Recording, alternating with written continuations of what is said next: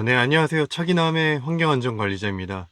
오늘은 안전 문화가 회사에 잘 자리가 잡혔을 때 실제로 어떠한 정책이나 어떠한 프로그램들이 회사 안에서 일어나는지, 실무적으로 일어나는지에 대해서 좀 말씀을 드리려고 합니다. 요즘 제가 이제 많이 좀 스터디를 하고 있고 또 많이 고민하고 있는 게, 전에도 말씀을 드렸지만, 이제 안전 문화가 어떻게 이제 회사에 영향을 잘 줘서 이제 온전히 현실화될 수 있는가, 또 거기에 있어서 이제 리더십, 뭐 팀장 이상의 그런 리더십 분들이 어떻게 하면 이제 효과적으로 능동적으로 참여할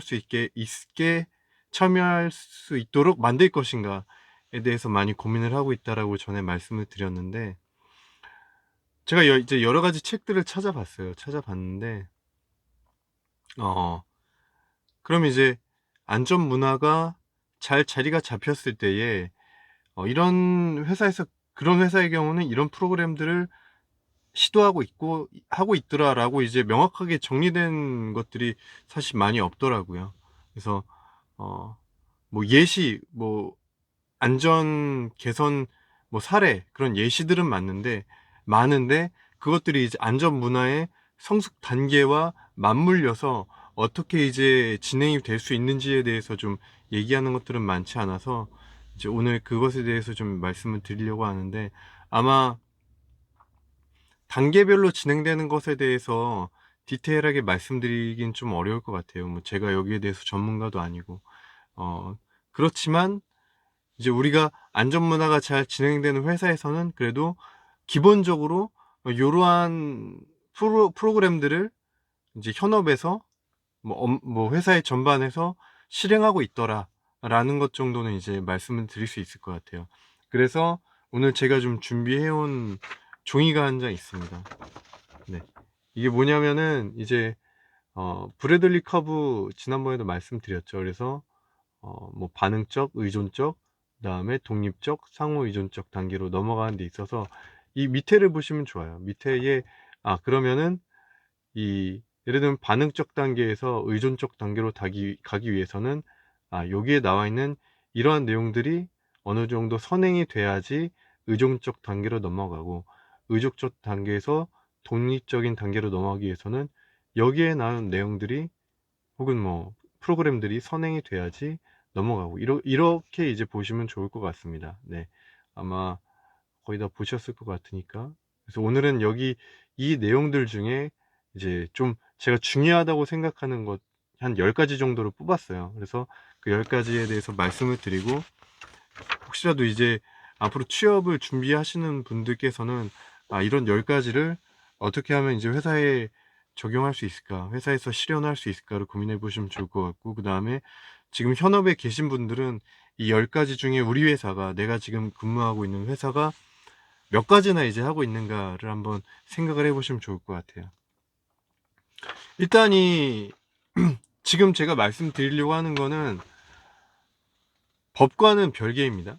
법에서 얘기하는, 산업안전보건법에서 얘기하는 어떤 의무적으로 해야 되는 것들은 당연히 해야 되는 거예요. 그걸 하지 않으면 법 위반이니까 그건 당연히 해야 되는 것이고, 그다음에 그 이상의 혹은 그 외에 외적으로 안전 문화를 더 성숙시키고 더 자리를 잘 잡게 하기 위해서 회사가 추가적으로 하는 것들에 대해서 말씀을 드리는 것입니다.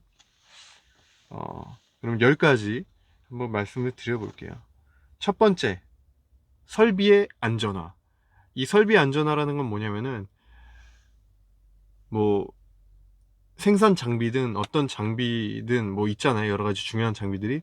그런 장비들이 변경되거나 혹은 신설될 때에 그 설계 단계에서부터 안전이 의견을 제시하고 안전이 컨펌을 하고 안전과 관련된 항목들을 추가하고 이런 것들을 얘기하는 거예요.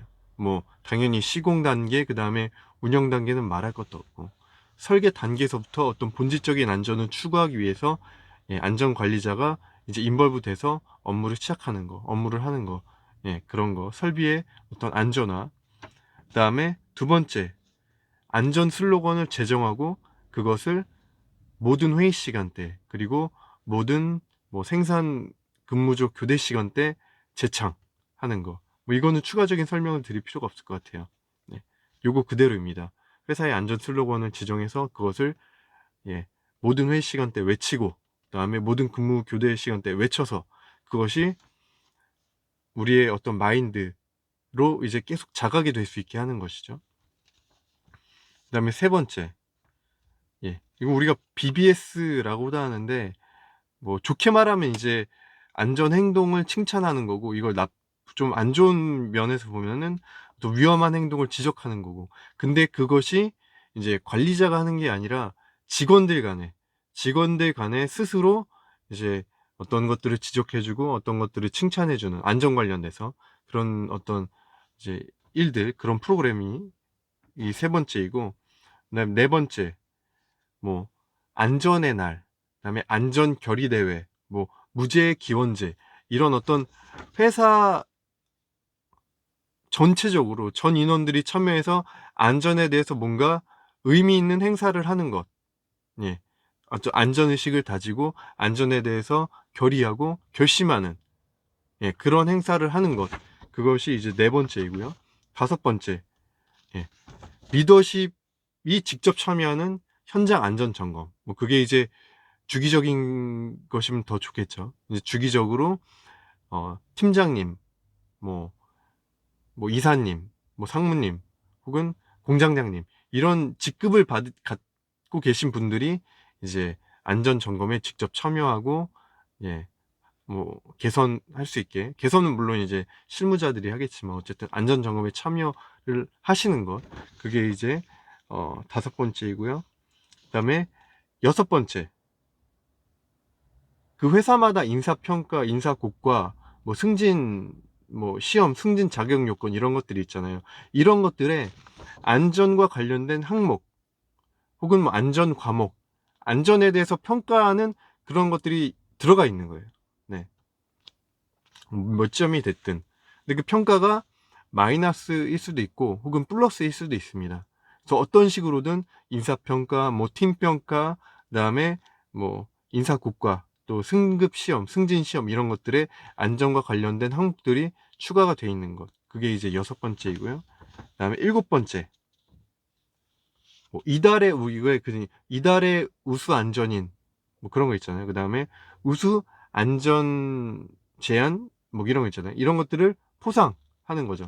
안전인을 선정해서 포상하고, 그다음에 우수 안전 제안, 그걸 평가해서 포상하고, 뭐 니어미스 우수 사례를 또 발굴해서 포상하고, 이런 어떤 안전 발굴과 그다음에 포상, 이런 게 연계가 잘 돼 있는가. 일곱 번째이고요. 그다음에 여덟 번째, 우리가 뭐 거래업체들을 계약을 하잖아요. 단순히 공사일 수도 있고, 아니면 정기적으로 어떤 납품을 받는 업체일 수도 있고, 뭐 EHS적인 관점에서 봤을 때는 이제 뭐 환경 폐기물, 그 폐기물 처리를 이제 하는 업체, 그런 업체들 계약을 하잖아요. 그렇게 업체 계약을 할 때 환경 안전과 관련된 항목들을 평가해서 비교를 해보고 선정을 하는가.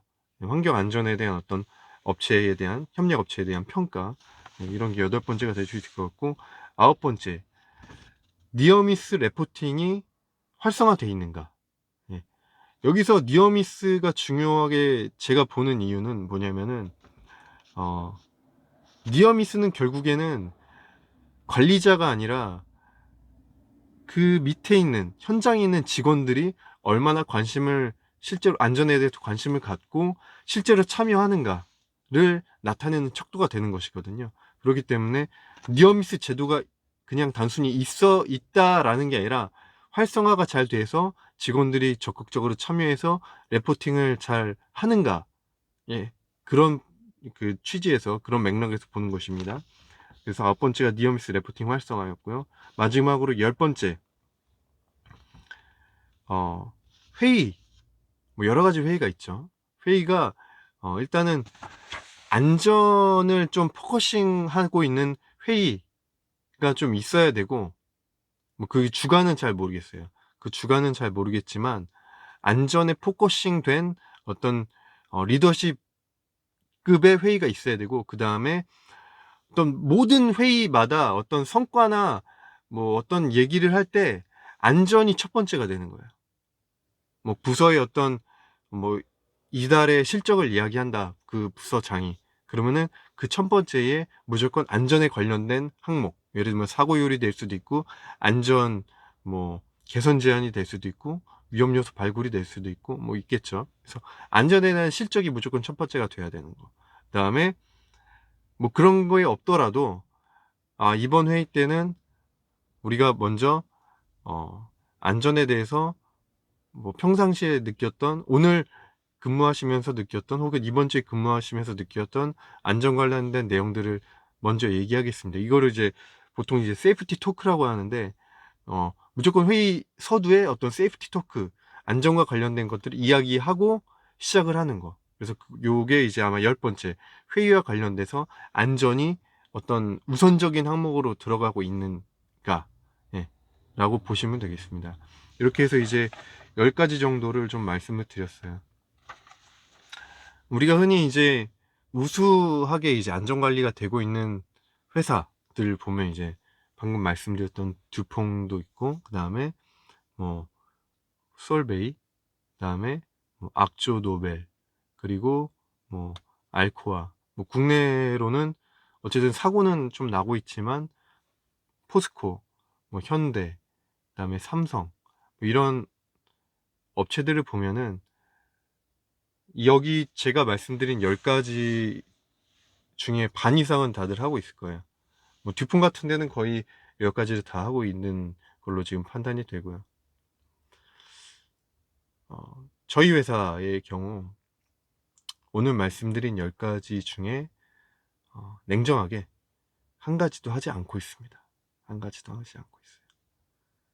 그렇다고 이제 저희 회사가 안전관리를 잘 못한다 이렇게 말씀드리는 건 아니에요. 아까 말씀드렸지만 이거는 산업안전보건법과는 별개로 안전문화가 더 성숙하고 더 자리가 잘 잡히기 위해서 법 이외에 추가적으로 하는 것들에 대해서 말씀드리는 것이기 때문에, 이 오늘 말씀드린 10가지를 안 하고 못하고 있다고, 혹은 안 하고 있다고 해서 그 회사가 안전관리를 잘 못하고 있다고 말씀드리는 건 아닙니다.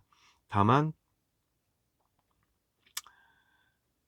법만 준수하는 것이 능사는 아니잖아요. 예. 그리고 솔직히 저희 회사는 지금 약간 침체기까지는 아닌데 정체기라고 보고 있습니다. 저는 안전관리를 하기 위해서 이제 또 한번 치고 올라가야 되는데 잘 안 치고 올라가져요. 어떤 고정관념, 뭐 어떤 회사의 운영 방식, 그런 것들을 깨는 게 이제 어렵죠. 예. 그래서 어쨌든 좀 정체된 상태이고, 어쨌든 그런 것들을 깨기 위해서 여기는 10가지 중에 제가 할 수 있는 것들부터 이제 차근차근 좀 실현해 나가려고 하는데, 네, 어쨌든 여러분들이 근무하는 혹은 근무하시려는 그런 회사에서 이 10가지가 얼마나 자리가 잘 잡혔는가에 대해서도 한번 판단하시면 좋을 것 같고, 결국에는 뭐 ISO 18001, 뭐 IS 45001, 뭐 14000일, 그다음에 PSM 뭐 시스템, 이런 시스템이 지향하는 방향은 결국에는 안전 문화가 추구하는 방향과 일맥상통하거든요.